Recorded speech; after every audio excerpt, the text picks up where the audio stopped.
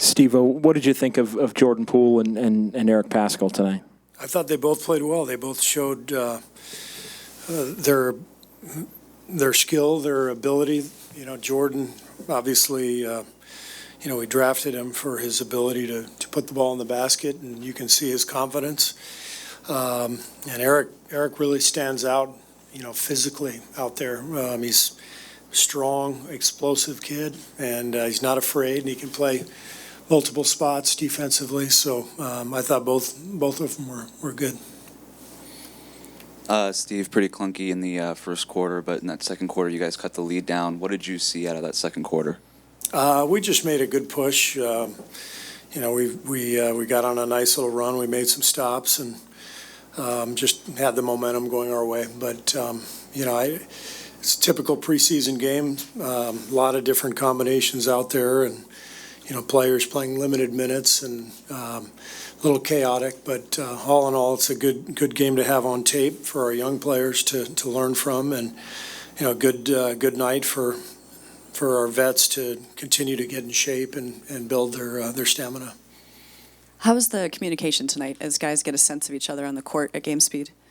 Yeah, I mean, the young guys, the game's going really fast in the NBA. First time you're in the league, it's everything's happening at a much faster rate than it is in college. So that's why it's good to get these games under your belt, and then it even picks up another level once the regular season starts.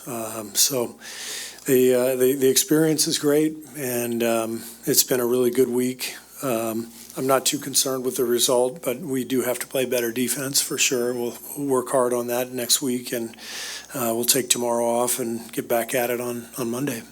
Steve, I imagine Marquise Chris was kind of nudged into a role with the injuries, but are you looking at him at center? Is he someone that could get some kind of role, just given the state of that position right now?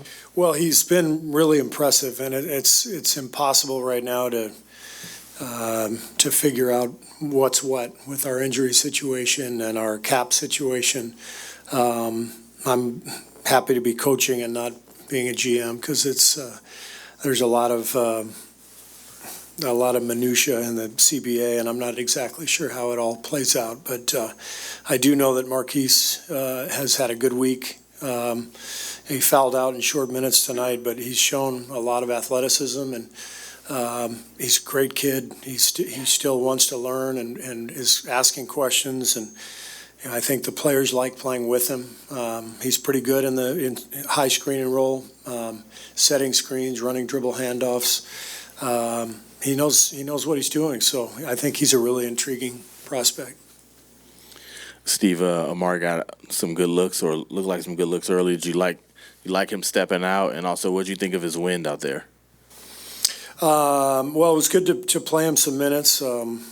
He got 22, which was about as much as anybody. I guess Eric played 24, looks like. But, I think with Omari, it's going to be a kind of a case of figuring out the balance between going down to the block and looking to get the ball inside and stepping out and shooting his three.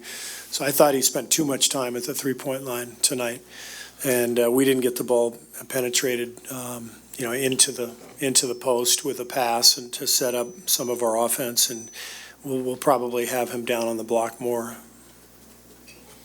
Steve, I know you like to play small, but tonight the Lakers at times had JaVale out there alongside Anthony, and obviously you were undersized at that point.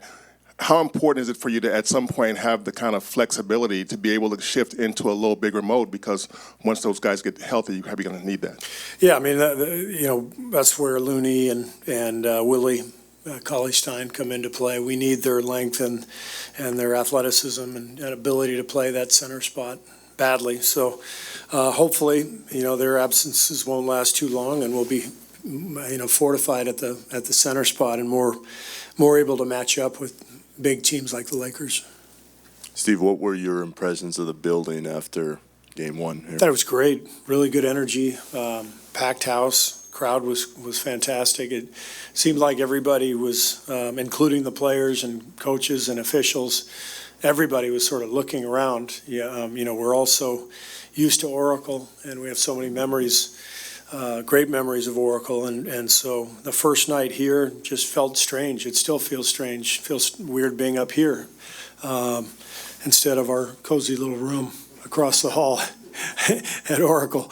So I know before the game, I didn't know where my assistant coaches were. I didn't know where to find them. Literally, we got this facility down here, and there's all these different rooms, and I went to get something to eat. Nobody was there, and went up to my office, couldn't find anybody. And so we haven't found our rhythm yet and our routine, and that's going to take some time.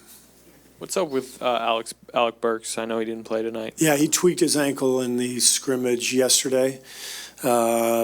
And I didn't think it was bad yesterday, but it was bothering him today, so that's why he sat out.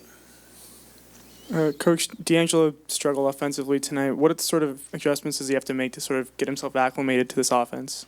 The main thing is he just has to get his legs underneath him. You saw him make some brilliant passes. He's a wonderful passer, and I think he's going to make a huge impact on our team, handling the ball and distributing and making shots.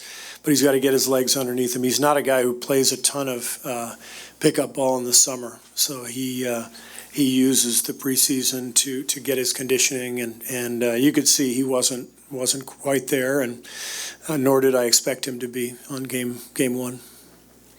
Steve, what did you think of LeBron and Anthony Davis out there together for the first time? What was it like? They're obviously two of the best in the league, and they're not going to have any trouble figuring each other out. They're going to play very well together in that pick and roll, and they're going to be tough.